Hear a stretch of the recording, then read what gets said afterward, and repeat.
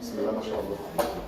طيب احنا كنا اخذنا مع بعض المره اللي فاتت، اظن كانت الاكسترا سيستول صح؟ ايوه. وكنتوا واخدين قبل كده البيس ميكر. النهارده المفروض الموضوع الثالث، انا قلت لكم احنا معانا 6 مواضيع في العمل بتاع السي دي اس. النهارده الموضوع الثالث اللي هو الهارت ساوندز. انتوا دخلتوا في الكاردياك سايكل في المحاضره ازاي اول في مسائل صباح في مسائل صباح لسه. اصل انا في السكشن ده كان عندي يوم السبت، فطبعا ما كانش لسه الموضوع اتشرح خالص. بس برضه هعمل معاكم زي ما عملت مع يوم السبت، هناخد كده مقدمه عن الكاردياك سايكل عشان خاطر اقدر بس اشرح لك الهارت ساوندز. مش هخش في تفاصيلها، انت هتاخد تفاصيلها كلها ان شاء الله في النظري، بس هديك كده فكره عامه عن يعني ايه كاردياك سايكل. كاردياك سايكل دي السيستول والدايستول اللي بيحصل في القلب. one systole and one diastole، دول بنسميهم سايكل. كاردياك سايكل. مدة السايكل دي 0.8 seconds. بس ده امتى؟ اما يكون دقات قلبك 70 per minute. اما تكون دقات قلبك 70 في الدقيقة، الكاردياك سايكل بتاخد 0.8 seconds. طب متوزعين ازاي على السيستول وعلى الدايستول؟ عندك 0.5 seconds في الدايستول و0.3 في السيستول. طيب انتوا هتاخدوا بقى في المحاضرة ان السيستول بنقسمه لفيزز وكذلك الدايستول. السيستول احفظها، مش هو بيقعد 0.3؟ في كام فيز؟ 3. طب اسمهم واحد ايزومتريك كونتراكشن. وكلمة ايزومتريك دي مش غريبة على ودنك. احنا اخذنا ان انواع المسل كونتراكشنز يا ايزوتونيك يا ايزومتريك. وكنا بنعلمك ونقول لك ان الايزومتريك كونتراكشن لا يؤدي الى عمل، بينما الايزوتونيك كونتراكشن هو اللي بيؤدي الى عمل. طب انت عمل القلب ايه؟ انه يضخ الدم. فمعنى ان القلب انقبض ايزومتريك اللي هي اول فيز في السيستول، يبقى لسه الدم ما اتضخش. كل اللي حصل في الفيز دي ان الضغط جوه عضله القلب زاد استعدادا للضخ اللي بعد كده. انما الفيز دي مش بيحصل فيها بلاد ايجكشن، مش بيحصل فيها ضخ للدم، فبنسميها ايزومتريك كونتراكشن. طيب بعد الايزومتريك كونتراكشن المفروض ايزوتونيك عشان الدم يتضخ. الايزوتونيك بنقسمه لتو فيزز، رابيد ايجكشن وسلو ايجكشن، او ساعات بنسميهم ماكسيمم ايجكشن وريديوسد ايجكشن. يعني معظم الدم بيتضخ في اول فيز اللي اسمها ماكسيمم او رابيد ايجكشن، ضخ الدم السريع، وبعديها بيتبقى شويه دم بيتضخوا في الفيز اللي بعدها على طول اللي بنسميها سلو ايجكشن او ريديوسد ايجكشن. يبقى ادي الثري فيزز بتوع السيستول. نقول اسمائهم تاني: ايزومتريك كونتراكشن، رابيد ايجكشن، سلو ايجكشن. والرابيد والسلو ايجكشن هم دول الايزوتونيك كونتراكشن بتاع العضله. تقسيمه السيستول سهله. الدايستول بس هو اللي فيه شويه تقسيمات كتيره كده. احنا بنقسم الدايستول الى ايرلي وميد وليت دايستول. بدايه الدايستول، منتصف الدايستول، نهايه الدايستول. الدايستول بيقعد 0.5 seconds. فانا هوزع لك الفيزز بتاعه الدايستول اللي هم 5 فيزز على الايرلي والميد والليت. يبقى السيستول 0.3 seconds وهم 3 فيزز. الدايستول 0.5 seconds وكم فيز؟ 5 فيزز، بس هنوزعهم على ايرلي ميد ليت دايستول. الايرلي دايستول لوحده 3 فيزز من الخمسه. طب ناخد اسمائهم كده. اول فيز اسمها بروتو دايستوليك فيز. والفيز دي حقيقه يعني مش بنعتبرها دايستول حقيقي. تقدر تقول انها مرحله انتقاليه ما بين نهايه السيستول اللي فات وبدايه الدايستول الحقيقي في القلب. فتره مؤقته كده بنسميها حتى بروتو دايستوليك، يعني مرحله مهيئه للدايستول، بس بنصنفها تبع الدايستول، تعتبر يعني بدايه الدايستول. طيب بعد البروتو دايستوليك ايزومتريك، المره دي بقى ريلاكسيشن. الفيز اسمها ايزومتريك ريلاكسيشن فيز. يعني ايه ايزومتريك ريلاكسيشن؟ يعني القلب ارتخى بس لسه ما اتملاش، ما خليك فاهم دايما كلمه ايزومتريك يعني ما فيش ورك حصل. انت الورك بتاع الكونتراكشن هو الايجكشن، والورك بتاع الريلاكسيشن هو الفيلينج، ان القلب يتملي. فلما قلت لك ايزومتريك كونتراكشن ده معناه ان لسه ما حصلش ايجكشن، وما اقول لك ايزومتريك ريلاكسيشن ده معناه ان لسه ما حصلش فيلينج. يبقى القلب ارتخى، الضغط جواه وقع استعدادا للامتلاء بقى. طيب اخر فيز في الايرلي دايستول نسميها رابيد فيلينج. بص هي الفكره واحده، انت كان عندك ايزومتريك كونتراكشن بعديها رابيد ايجكشن وسلو ايجكشن صح؟ طب عندنا ايزومتريك ريلاكسيشن تفتكر يجي بعديها ايه؟ رابيد فيلينج وسلو فيلينج. بس الرابيد فيلينج هو اخر فيز في الايرلي دايستول. يعني الايرلي دايستول 3 فيزز، بروتو دايستوليك، ايزومتريك ريلاكسيشن والرابيد فيلينج. الميد دايستول هي السلو فيلينج. الميد دايستول هي الفيز اللي اسمها سلو فيلينج. كده متبقي كام فيز؟ واحده اللي بنسميها ليت دايستول او ليها اسم تاني اتريال سيستول. هتقول لي ازاي يعني تبع الدايستول واسمها سيستول؟ يا ابني انا ما بقول سيستول او دايستول في القلب اقصد الفنتريكلز، لان الاتريا زي ما انت اخدت وظيفتها الرئيسيه مش انها ترتخي وتتملي بالدم ولا تنقبض وتفضي الدم. هي بتعمل كده بس مش دي الوظيفه الرئيسيه للاتريا.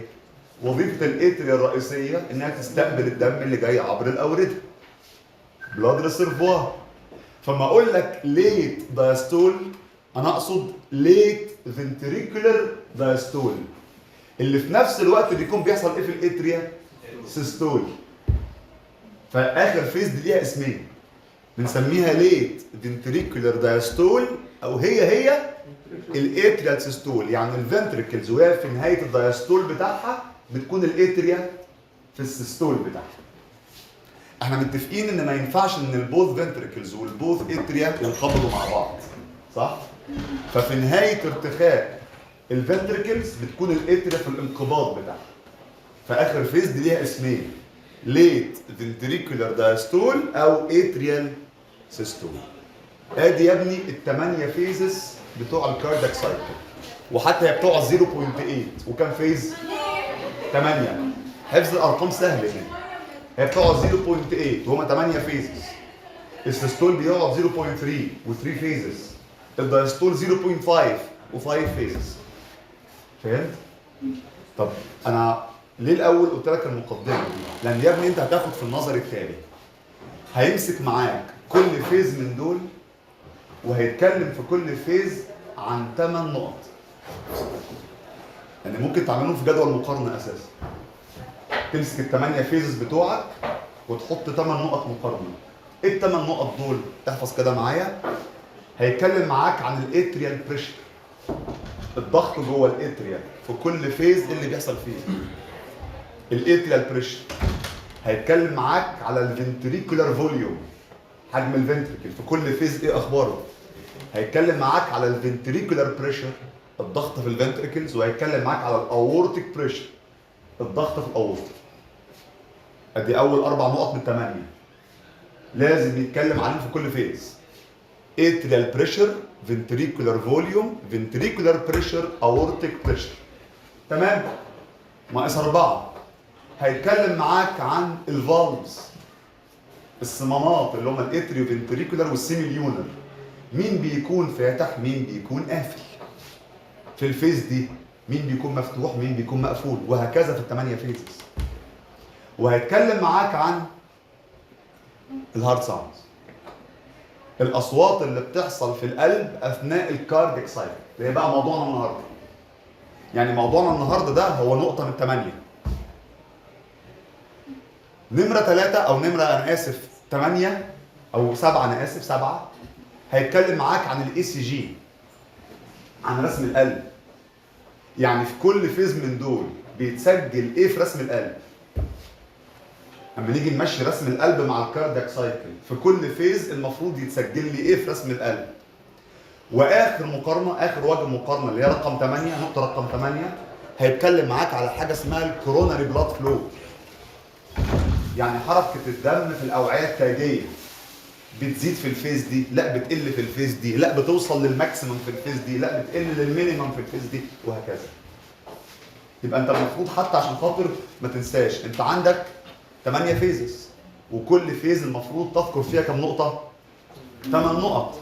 يعني انت المفروض في درس الكاردياك سايكل ده تحفظ كم معلومه او تبقى فاهم كم معلومه؟ 64. مش هي كده؟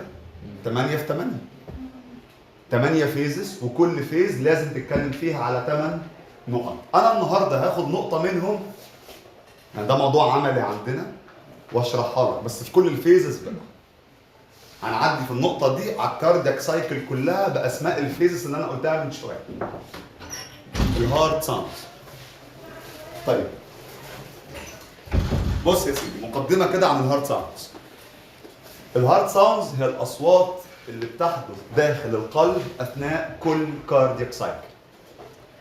الاصوات دي سجلناها بجهاز اسمه فونوكارديوجراف، والتسجيل نفسه نسميه فونوكارديوجرام.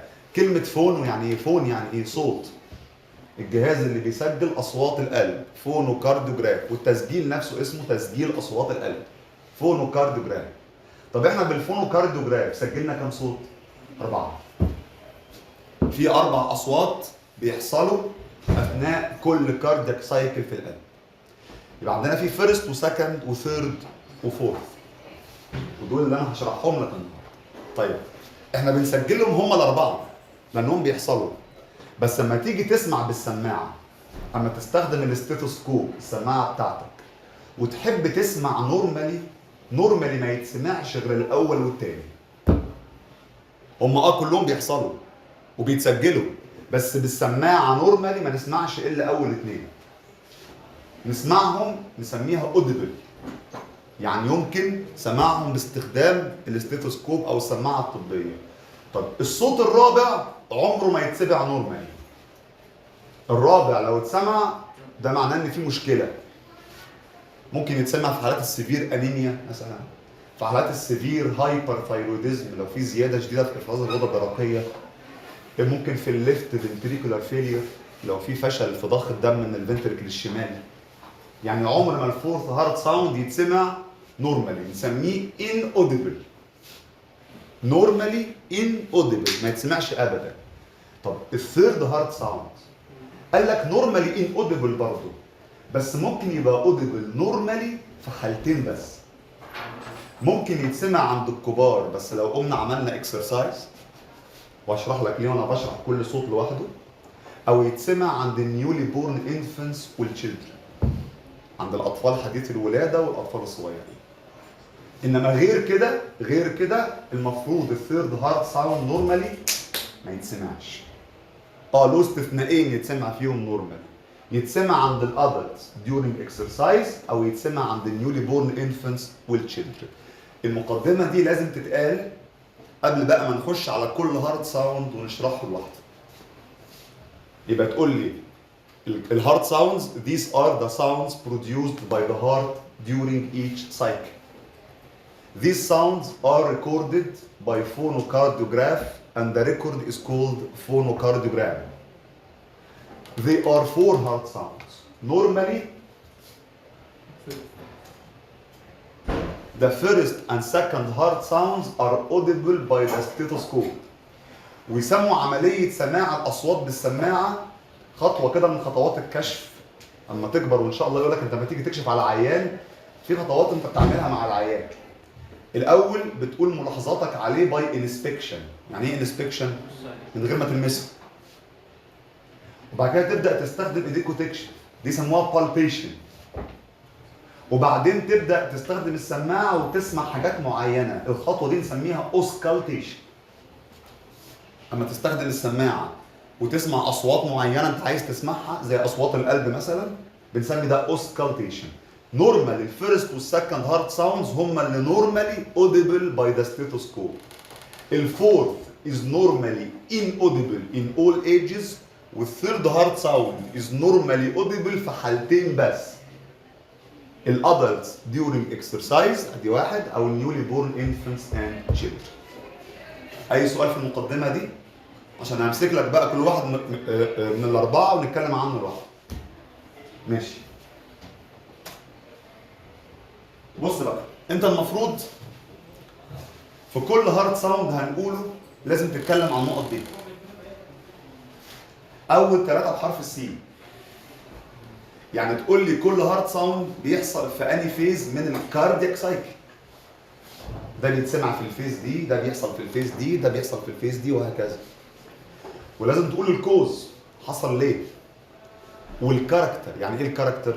يعني صوته في ودنك لو انت سمعته بالسماعه هيتسمع شكله عامل ازاي. يبقى اول 3 نقط كاردياك سايكل، كوز، كاركتر. اخر نقطتين الديوريشن، كل هارد ساوند بيقعد مده قد ايه. واخر نقطه دي كلينيكالي مهمه قوي، والبيست سايد تو هير. يعني احسن مكان على صدرك احط فيه السماعه واسمع الصوت ده فين. انت المفروض بتشوف الدكتور لما بيجي يحط السماعه على صدر العيان مش بيحطها بشكل عشوائي، هو بيحطها على اماكن ايه؟ هو عارفها، على اماكن محدده. دي اللي بنسميها بيست سايت تو هير. ان الفيرست هارد ساوند احسن مكان يتسمع فيه هنا، السكند هارد ساوند هنا، مش عارف الثيرد هنا، وهكذا. دي مهمه كلينيكالي قوي. نبدا مع بعض. هات الفيرست هارد ساوند. الفيرست هارد ساوند والسكند هارد ساوندز بما انهم هم اللي نورمالي اوديبل، اما بنيجي نسجلهم بيتسجلوا وبيتسمعوا بالمنظر اللي انا هقوله ده دلوقتي. بيتسمعوا كده لب دب لب دب لب، ده الفيرست، ودب ده السكند. ده الصوت اللي انت بتسمعه بالفونوكارديوجراف. اللب ده الفيرست هارد ساوند، والدب ده السكند هارد ساوند. وقاعده ثانيه، الفيرست هارد ساوند هو الصوت الوحيد في الاربعه اللي بيحصل ديورنج سيستول. ممكن اشغل التكييف؟ الفيرست هارد ساوند هو الصوت الوحيد من الاربعه اللي بيحصل ديورنج سيستول. الثلاثه التانيين كلهم في الدايستول. تمام؟ بص يا سيدي، نبدا الفيرست هارد ساوند. الفيرست هارد ساوند بيحصل على جزئين، له مكونين، early component late component. المكون الاول بيحصل في الفيز اللي اسمها isometric contraction، والمكون الثاني بيحصل في الفيز اللي اسمها اللي بعديها على طول اللي اسمها maximum ejection او rapid ejection. عشان كده انا من شويه عدت لك الفيزز عشان لما اجي اقول اسمائهم ما يبقاش الاسم غريب على ودنك.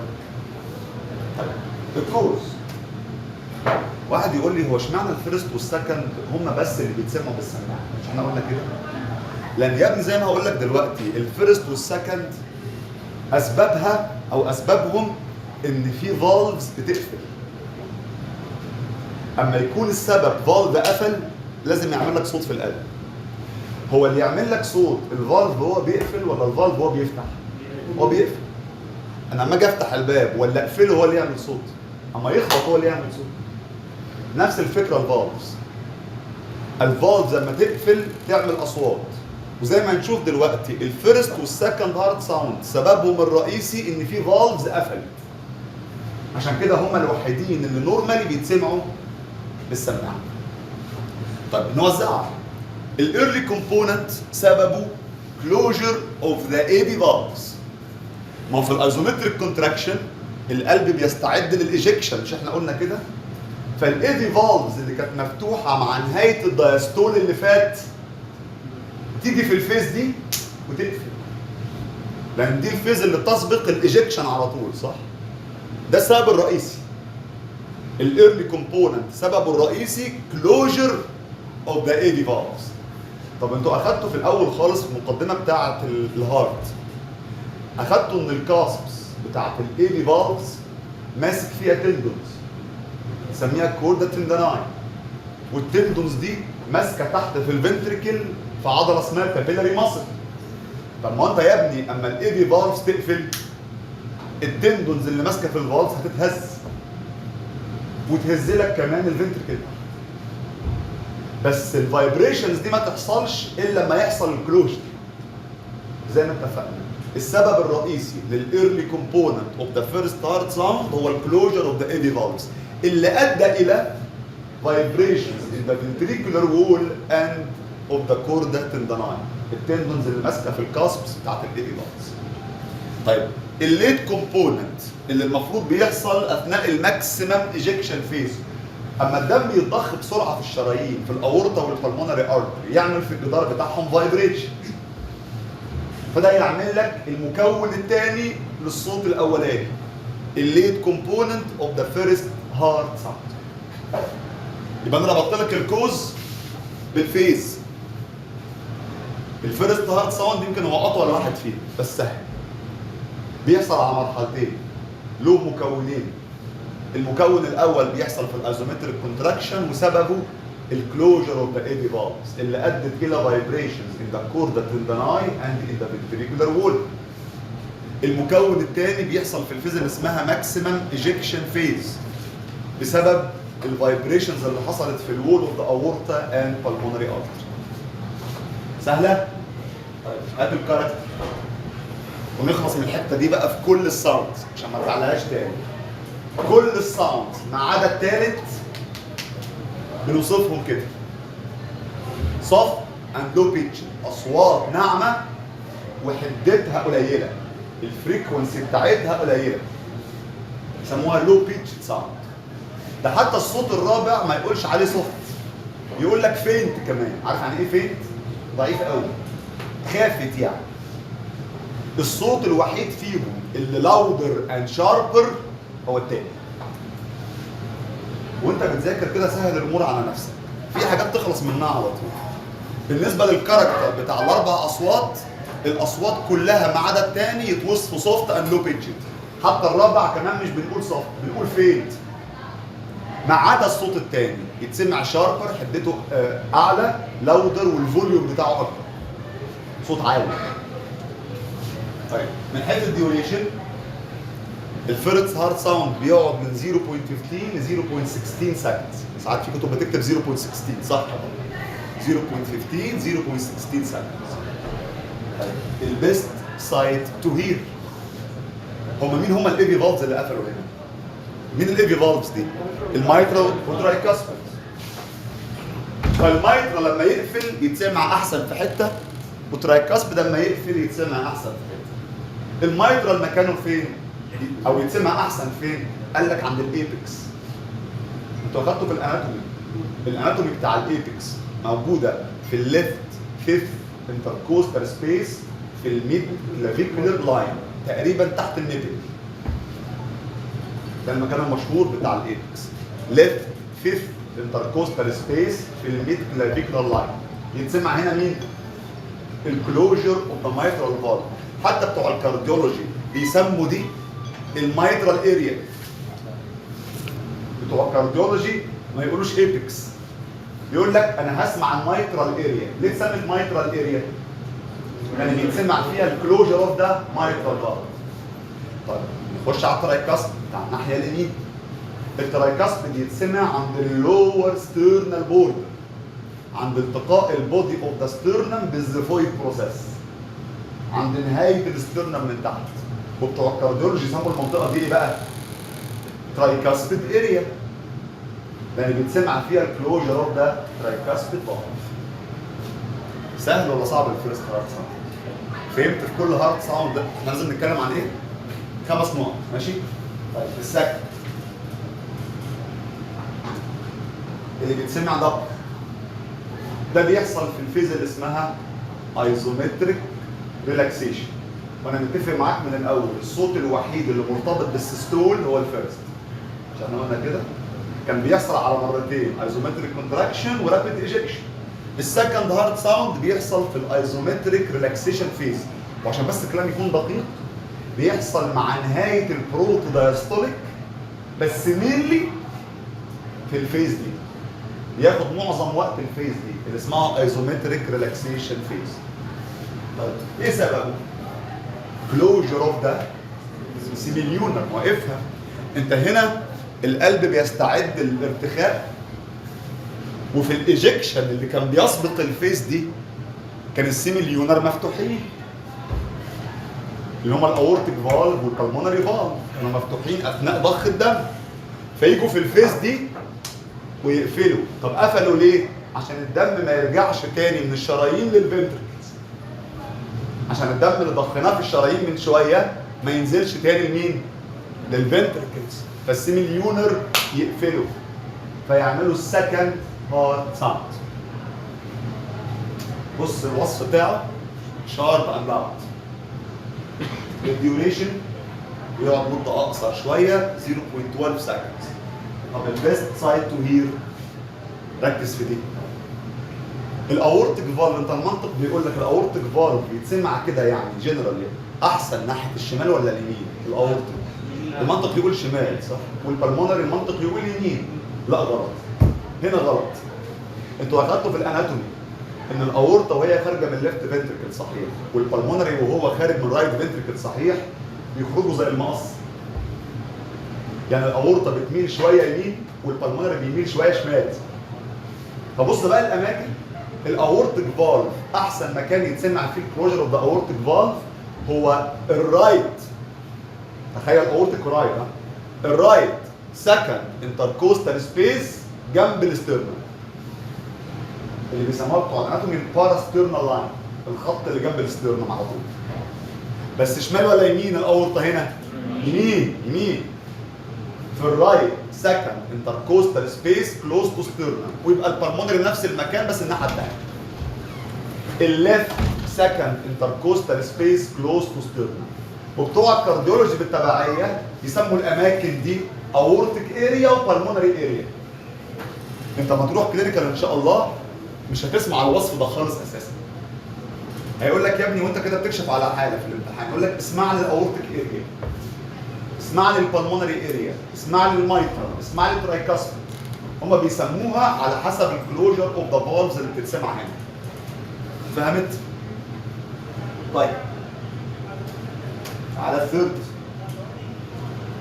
الثيرد هارت ساوند بيحصل في الفيز اللي بعد الايزومتريك ريلاكسيشن، اسمها الامتلاء السريع بالدم، الرابيد فيلينج.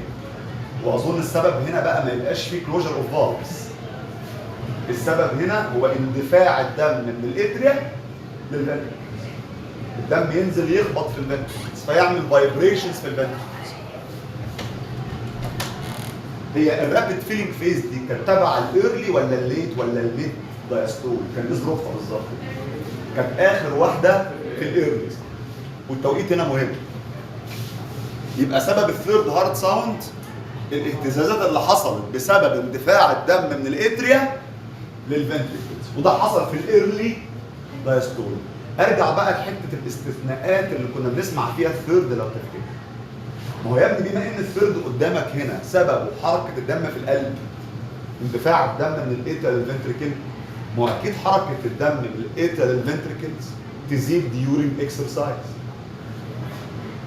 الدم جوه قلبك يتحرك بكميه اكبر واسرع ديورنج اكسرسايز، فممكن ساعتها يتسمع ولا لا الثيرد؟ طبعا. وعند الاطفال الصغيرين ليه بقى؟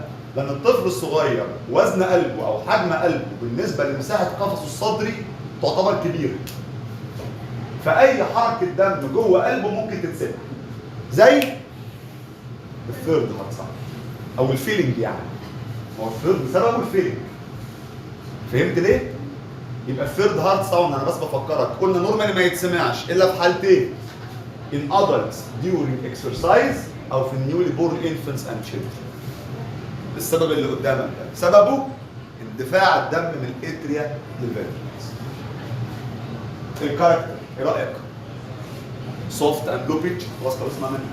الديوريشن يقعد 0.1 سكندز.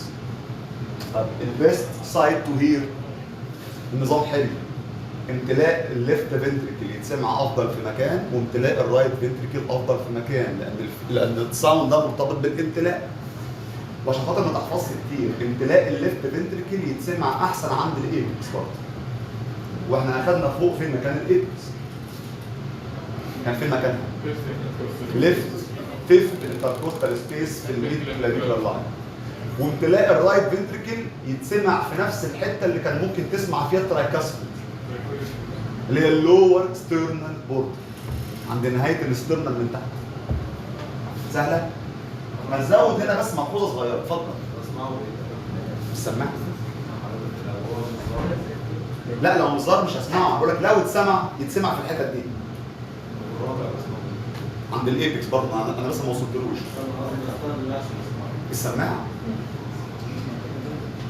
لو كان بيتحرك استمراريا في الجسم هو مش هيعمل صوت لما يتدفع، هو اصلا الدم. ده ازاي؟ ثواني بس انا هرد عليك في الحته دي. بصوا معايا يا شباب، انتوا اعتقدتوا ان الدم اللي بيملى القلب متوزع كالتالي. في تقريبا 70% من الدم اللي بيملى القلب بيملاه بس بالسكشن، يعني بفرق الضغط، صح؟ انت في الرابid فيلينج وفي السلو فيلينج بيكون القلب اتملى بال 70% دول. دي كميه كبيره ولا صغيره؟ كبيره. يتبقى كام في المية لسه القلب ما اتملاش بيهم؟ 30. دول بقى يملوه في الاتريال سيستول. ما خد بالك الاتريال سيستول بيكمل ملء القلب. 70% من الدم اللي بيملى القلب بيكون ملاه في التو فيزز، الرابid فيلينج والسلو فيلينج خلاص. بس لسه فاضل 30%، دول بقى ما ينفعش ينزلوا بالسكشن.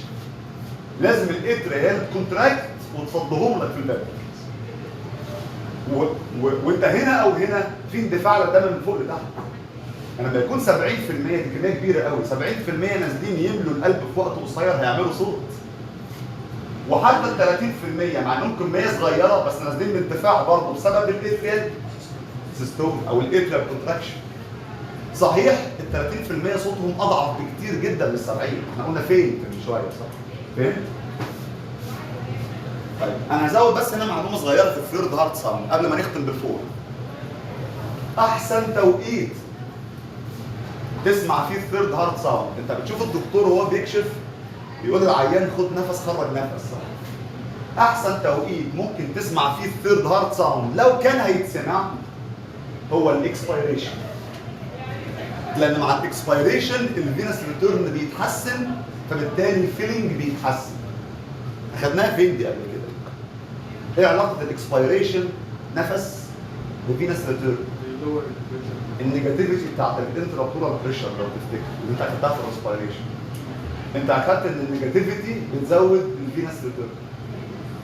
السلبيه بتاعت الانترابتورال بريشر هي اللي بتسحب الدم ناحيه القلب. السلبيه دي بتكون عاليه مع بدايه الاكسبيريشن.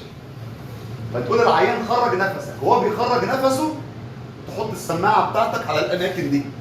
ممكن ساعتها تسمع الثيرد ده اذا كان هيتسمع عشان الكلام يكون واضح.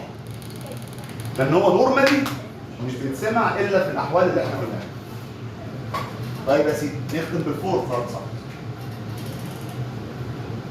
ايه رايك في الفورث هارت ساوند؟ ما هو مش باقي غيرها. الفورث هارت ساوند سببه ايه بقى؟ ال 30%.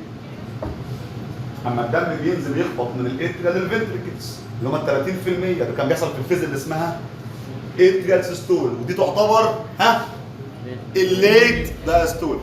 ركز في اللي بيتقال.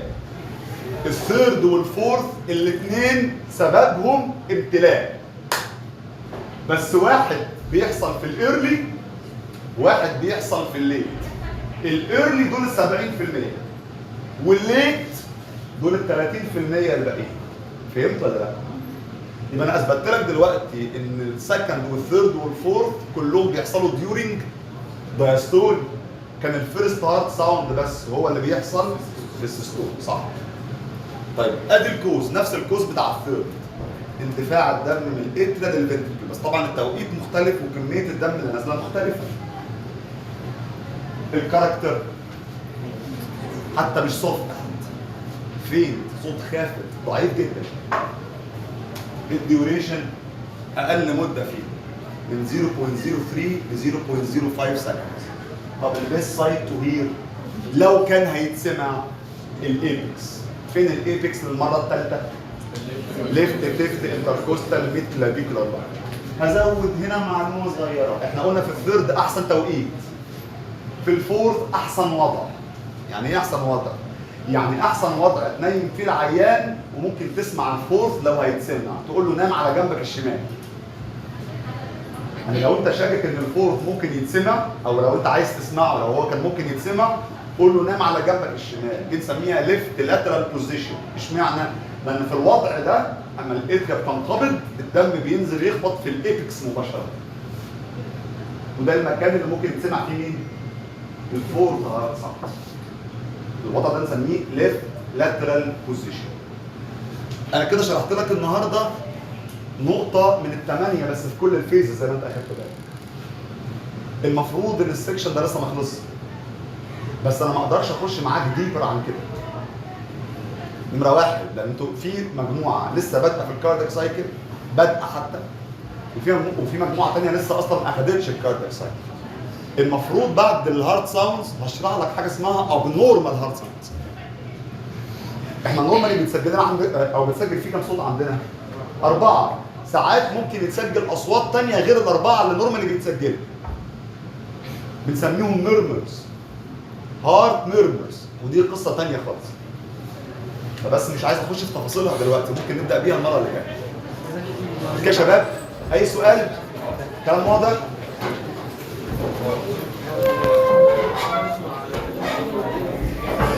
لا ما تعرف ايه ده يا عم.